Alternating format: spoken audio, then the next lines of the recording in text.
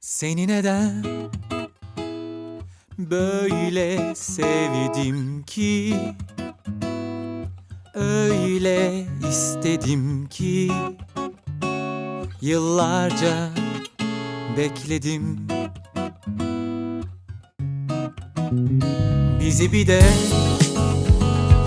benim gözlerimden görebilseydin, belki beğenirdin. Biraz daha uçurumlarda aradım durdum seni zamanda. Seni beklemekten kayboldum sanki arafta. Biraz daha uçurumlarda aradım durdum seni zamanda. Seni özlemekten kayboldum sanki arafta.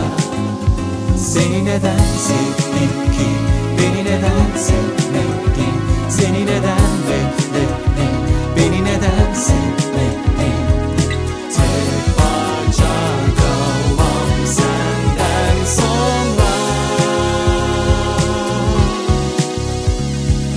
Tek parça kalmam senden sonra.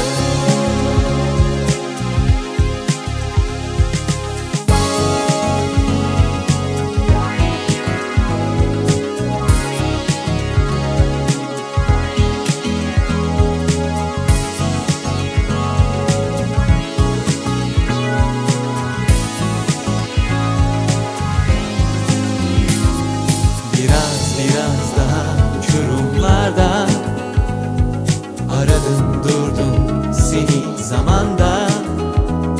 Seni beklemekten kayboldum sanki arafta.